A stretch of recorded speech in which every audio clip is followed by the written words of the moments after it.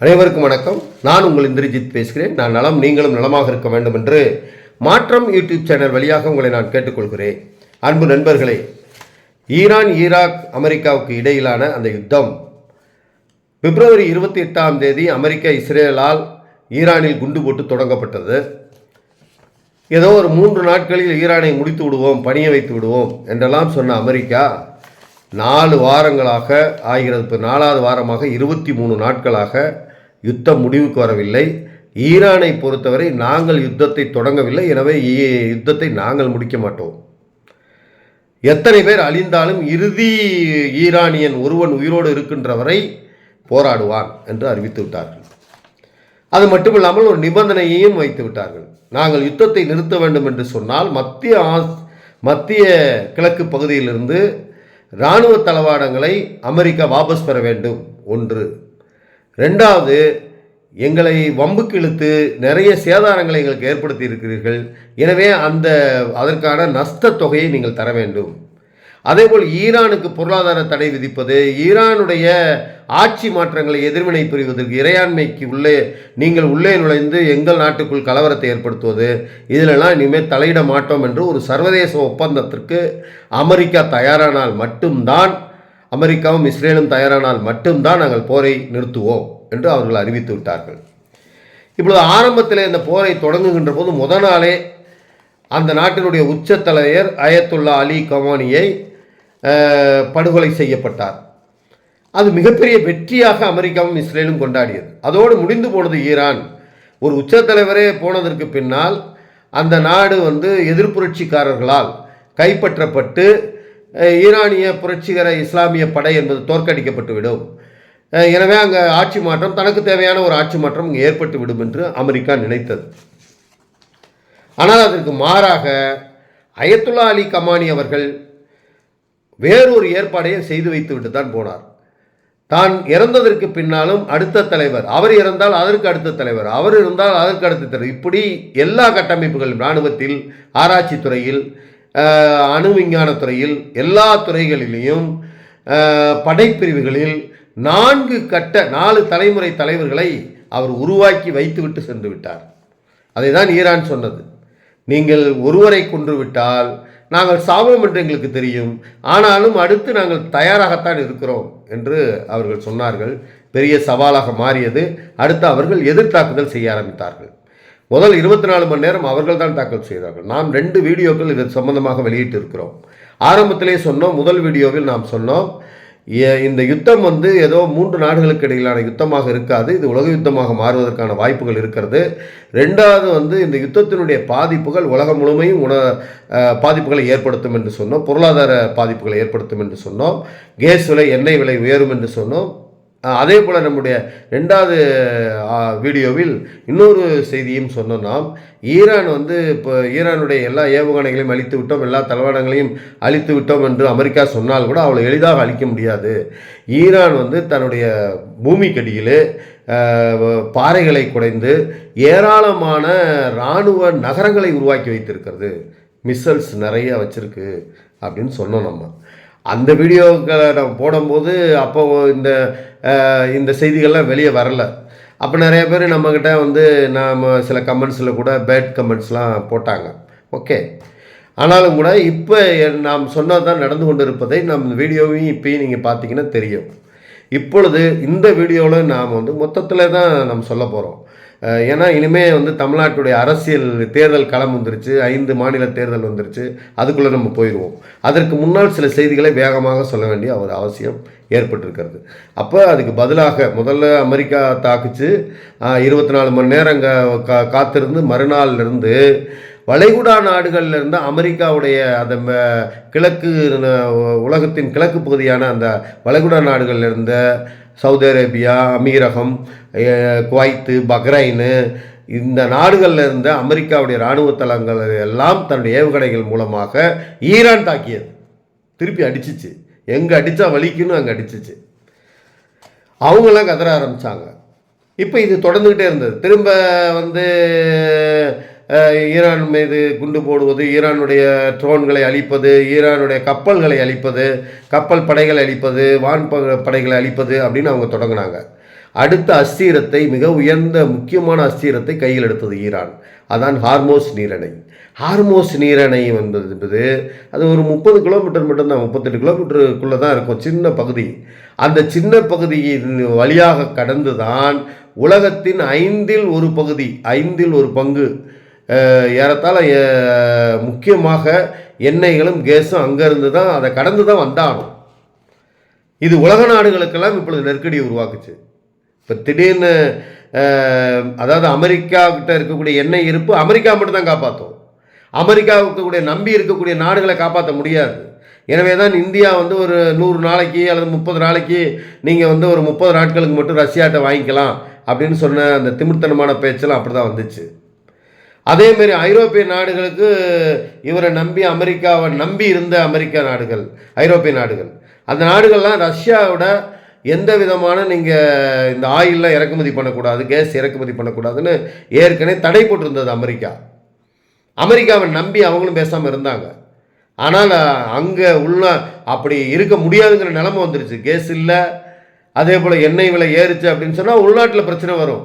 அப்புறம் இப்போ வேறு வழி இல்லாமல் இல்லை ரஷ்யாட்ட வாங்க ஆரம்பிச்சிட்டாங்க. ரஷ்யாவோட வர்த்தகம் இப்பொழுது நடந்து கொண்டு இருக்கிறது.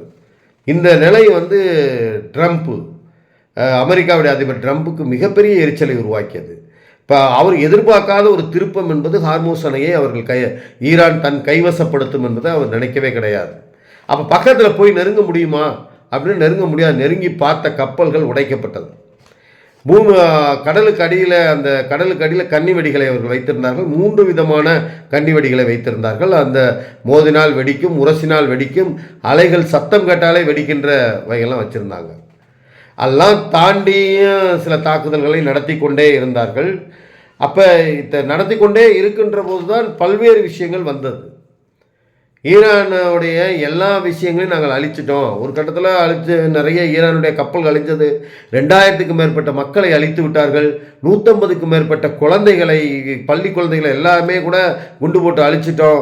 இனிமேல் அங்கே நகரமே கிடையாது, அவங்க எழுந்து நடக்கிறதுக்கே ரொம்ப வருஷம் ஆகும் அப்படிங்கிற மாதிரி அமெரிக்காவுடைய ட்ரம்ப் ட்வீட் பண்ணிட்டு இருந்தார். எக்ஸ் வலைதளத்தில் போட்டிருந்தார், எல்லாமே பண்ணார். ஈரானும் அதே போல் சொன்னது. இதெல்லாம் ஏராளத்தால் உண்மையாக கூட இருந்தாலும் வெட்ட எந்திரிச்சுக்கிட்டே இருப்போங்கிற மாதிரி, வளர்ந்துக்கிட்டே இருப்போங்கிற மாதிரி ஈரான் எவ்வளோதான் வச்சுருக்கானே தெரியல. ட்ரோன்கள் இவங்க அழிக்க ட்ரோன்கள் உருவாகிக்கிட்டே இருந்தது. ஏவுகணைகளும் வச்சுக்கிட்டே இருந்தாங்க. 2000 கிலோமீட்டர் தாக்கக்கூடிய ஏவுகணைகளை வெளியே விட்டுக்கிட்டே இருந்தாங்க. 2000 கிலோமீட்டர் தாண்டி வெளியிட்டுட்டே இருந்தாங்க. ஹார்மோஸ் அணை பிரச்சனை நாளாக உலகம் முழுமையும் பிரச்சனை ஆச்சு. இப்போ அமெரிக்க ட்ரம்ப் என்ன சொன்னார், எல்லாத்தையும் வெளிப்படையாக என்ன சொன்னார்னா, நேட்டோ நாடுகள் எல்லாரும் வாங்க, ஒரு கப்பல் படையில் ஒரு கூட்டணி சேர்க்க அவர் முயற்சி பண்ணார். ஹார்மோஸ் அணையை நோக்கி ஒரு படையை திரட்டுவதற்கு அவர் முயற்சி பண்ணார். நேட்டோ நாடுகள் இந்த வம்புக்குள்ளே நாங்கள் வரமாட்டோம், அப்படி வந்தால் 3வது யுத்தம் வந்துடும். இப்போ இயல்பாகவே ஐரோப்பிய நாடுகளில் இந்த அமெரிக்கா அங்கங்கே போய் சில நாடுகளில் சண்டை போடுறது, தன்னுடைய இராணுவ பலத்தை நிரூபிக்கிறது, தன்னுடைய இராணுவ பலத்தை நிரூபித்ததன் மூலமாக தான் பெரிய வல்லரசு என்று காண்பித்துக் கொள்வது, அதன் மூலமாக இராணுவ தளவாடங்கள் விற்பனை செய்வதற்கு அந்த யுக்திகளை அவர்கள் பயன்படுத்திக்கிட்டு இருந்தாங்க. ஆனால் ஐரோப்பிய நாடுகளை பொறுத்த வரைக்கும் 1942 2ஆம் உலக யுத்தத்துக்கு பின்னாடி பெரிய ஒரு யுத்தங்களை ஐரோப்பிய நாடுகள் எங்கேயுமே கண்ணில் ஒரு சுமூகமான வாழ்க்கை முறையை அவங்க விரும்பினாங்க. அமெரிக்காவோட அதனால் உறவு வச்சுருந்தாங்க நேட்டோ நாடுகள். ஆனால் ட்ரம்ப் வந்ததற்கு பின்னால் அதில் பல பிரச்சனைகள் வந்துக்கிட்டே இருக்குது அவங்களுக்கு. கிரீன்லாந்தில் போய் இராணுவ தளவாடத்தை அவர் வைக்கிறேன்னு சொன்னார். கிரீன்லாந்து நேட்டோ நாடுகளுக்கு சம்மந்தமான விஷயம். கிரீன்லாந்து விற்பனை என்னை விற்றுருங்கன்னாரு, என்ற அதை விலை கொடுத்து வாங்கிக்கிறேன்னாரு. அது ஒன்றும் கிரீன்லாந்து விற்பனைக்கு அல்ல அப்படின்னு டென்மார்க் அறிவிச்சிச்சு, மற்றவங்களும் அறிவித்தாங்க. அதுவே நேட்டோ நாடுகளுக்குள்ளே ஒரு பிரச்சனை வந்துச்சு.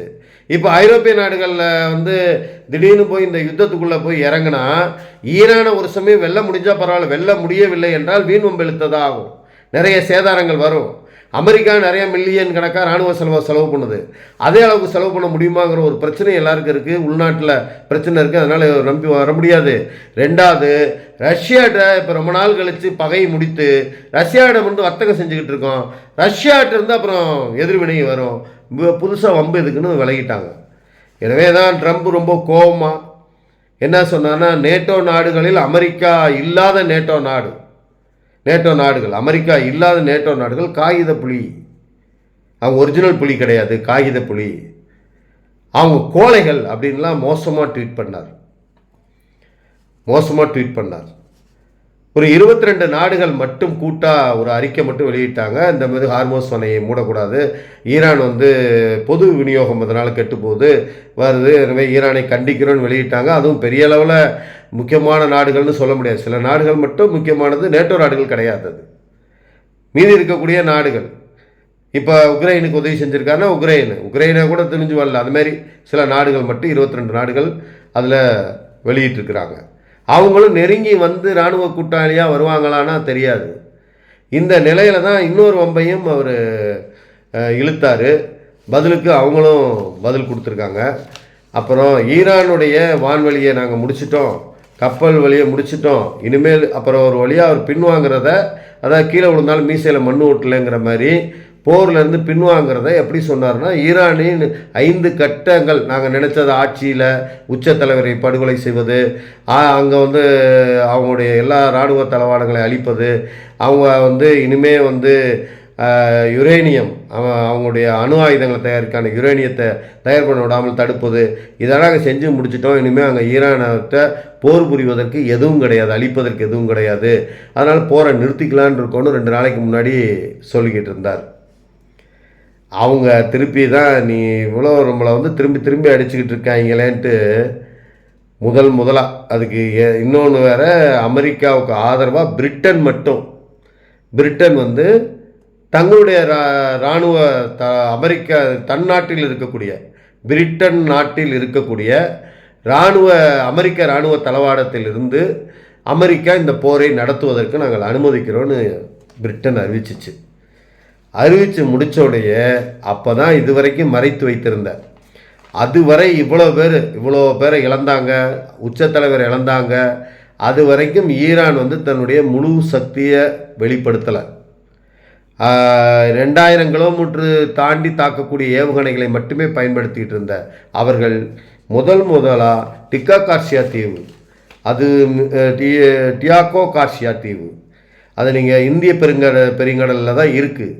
அந்த டியாகோ கார்சியா தீவில் இருக்கக்கூடிய இராணுவ தளவாடத்தின் மூலமாக, இராணுவ தளத்தின் மூலமாக தான் அமெரிக்காவும் யுஎஸும் யூகேயும் 2 பேரும் சேர்ந்து அதை மெயின்டைன் பண்ணுறாங்க. அங்கேருந்து தான் ஆசிய நாடுகளே உளவு பார்த்தது அமெரிக்கா.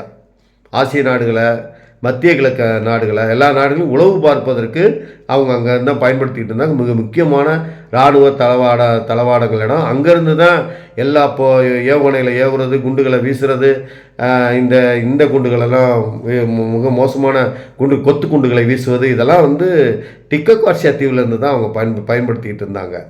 இது வந்து ஈரான்லேருந்து 4000 கிலோமீட்டருக்கு அங்கிட்டு இருக்குது, 4000 கிலோமீட்டருக்கு.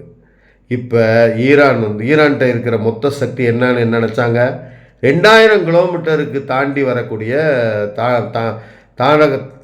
கிலோமீட்டரை மட்டுமே எட்டக்கூடிய ஏவுகணைகளை வைத்திருக்கிறார்கள் என்று நினைத்தார்கள்.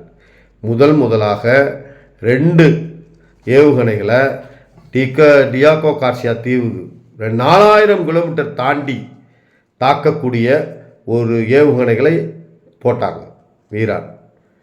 அதிர்ந்து போய்விட்டது பிரிட்டனும் அமெரிக்காவும். இப்படியான இஸ்ரேலுடைய வெளியுறவுத்துறை அமைச்சர் கூட என்ன சொல்ல ஆரம்பித்தார்னா, இராணுவ அமைச்சரை, இவங்கள்ட்ட இவ்வளோ பெரிய விஷயம் இருக்கிறதே எங்களுக்கு தெரியாது, இது வந்து மேற்காசிய நாடுகளுக்கே பெரிய பயமுறுத்துகிற அச்சுறுத்தலான ஒரு விஷயம்தான் அப்படின்னு அவர் சொல்லியிருக்காரு.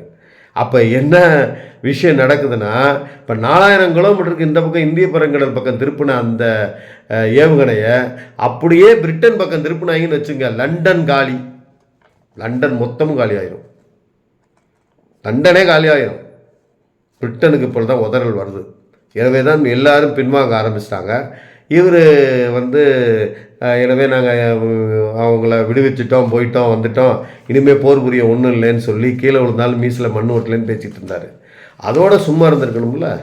சும்மா இருக்காமல் 21 சனிக்கிழமை ஈரான் நாட்டில் இருந்த நடான்ஸ் அணுசக்தி நிலையம், அவங்களுடைய அணுசக்தி ரொம்ப பாதுகாப்பான இடம், அது ரொம்ப முக்கியமான இடம், பாதுகாப்பான இடம்.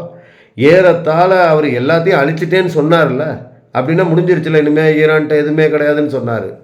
எதுவுமே கிடையாத நாட்டு மேலே திரும்பி ஒரு தாக்குதலை இஸ்ரேலும் அமெரிக்காவும் சேர்ந்து நடத்தினாங்க.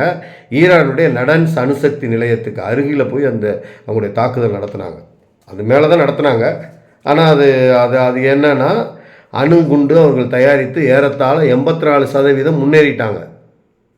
இன்னொரு 6% தயாரித்து முடித்தாங்கன்னா அவங்கள்ட்ட ஈரானிடம் அணுகுண்டு வந்துவிடும். வடகொரியா போல மிகப்பெரிய பலமான ஒரு நாடாக அணு சக்திக்கு சண்டைக்கு தயாரான ஒரு நாடாக ஈரான் மாறிடும்.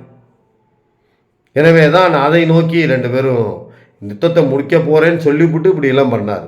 நடான்ஸில் போட்டாங்க அணுசக்தி நிலையத்தில். ஆனால் அது அழிஞ்சிச்சா, அதுலேருந்து கசிவுகள் வந்துச்சா அப்படின்னா, அந்த மலைக்குள்ளே இருக்கக்கூடியது, மலையை குடைந்து மலைக்குள்ளே இருந்தது அது. அதனால் அதை ஒன்றும் உங்களால் பண்ண முடியல, உங்களுடைய தாக்குதலில் அது தப்பிச்சிருச்சு. ஆனால் நீ அப்படி செய்கிறீங்களா, அப்போ நான் திருப்பி அடிக்கிறேன்னு சொல்லி திருப்பி வந்து இஸ்ரேலுடைய இராணுவ அணு நிலையங்கள் 2 இடங்களில், டிமானோலையும் ஆராட் என்ற 2 பகுதியிலையும் இவங்க திருப்பி அடித்தாங்க. அது வந்து பாலைவன பகுதியில் இருக்கிறது. அந்த பாலைவன பகுதியில் இருக்கக்கூடிய மக்கள் தொகை குறைவான பகுதி அது. அந்த பகுதியில் திருப்பி அடித்தாங்க. அந்த திருப்பி அடித்த அந்த விஷயங்களில் ஆராட்லேயும் டிமோனோவும் எப்படி தெரியுமா, டிமோவில் வந்து 20 கிலோமீட்டரில் தான் அவங்க அணுசக்தி விளையும், இஸ்ரேலுடையது. ஆராட்லேருந்து 35 கிலோமீட்டர் தான். அப்போ பதிலுக்கு ஒன்று தான் காலி பண்ணிடுவேன்னு அடிச்சிட்டாங்க. இப்போ வேறு வழி இல்லாமல் அமெரிக்கா வந்து இப்போ நேற்று அறிவிச்சிருக்காரு, இன்றைக்கி அறிவிச்சிருக்காரு, 48 மணி நேரம் கெடு விதிக்கிறோம், ஈரான் வந்து ஹார்மோஸ் நீரணையை திறந்து விடணும், திறந்து விடலைன்னா ஈரானை இருளுக்குள் தள்ளுவோம், தான் ஈரானுடைய மின் நிலையங்களை எல்லாம் அடித்து நொறுக்கி விடுவோம், அதுக்கப்புறம் நீங்கள் இருட்டுக்குள்ளே தான் இருக்கணும், உங்களுக்கு எந்த மின்சார சக்தியும் இருக்காது, அதுக்கப்புறம் நீங்கள் என்ன செய்ய முடியும் அப்படின்னு அவர் சொன்னார். அப்பொழுதும் ஈரான் பயந்து விடும் அல்லது அயர்ந்து விடும் அல்லது துவண்டு விடும் என்றெல்லாம் அவர் நினைச்சார். திருப்பி அவங்க பதில் சொன்னாங்க, நீ வேணா தொட்டு பார்த்தினா அடுத்த நிமிஷம் வளைகுடாவில் இருக்கக்கூடிய உங்களுடைய ஐடி பார்க், அமெரிக்காவுடைய வங்கிகள், அதே போல் வளைகுடா நாடுகளில் இருக்கக்கூடிய அத்தனை ஏவுகணை தளங்கள், அதே போல் அங்கே இருக்கக்கூடிய மின்சார உற்பத்தி நிலையங்கள், அதே போல் வாட்டர் சோர்ஸ் அத்தனையுமே அழிச்சிருவேன் நான் அப்படின்ட்டான். அத்தனை நான் அழிச்சிருவேன் அடுத்த நிமிஷம். அப்போ உனக்கு என்ன நெருக்கடி வரும்னு பார்த்துக்கன்னு எச்சரிக்கை விடுத்துட்டாங்க. இதுதான் இறுதி கட்டமாக இப்பொழுது இருக்கிறது. அடுத்த 24 மணி நேரத்தில் என்ன நடக்கப் போகும் என்பது தெரியாது. இது மொத்தமும் நடந்த ஈராக் போர் பற்றிய மொத்த தொகுப்பாகவே வழங்கிவிட்டோம். எனவே தான் இந்த வீடியோ கொஞ்சம் பெரிதானது. இருந்தாலும் கொஞ்சம் நீங்கள் தயவு செய்து இறுதி வரை பார்க்க வேண்டுமாறு கேட்டுக்கொள்வோம். நன்றி, வணக்கம்.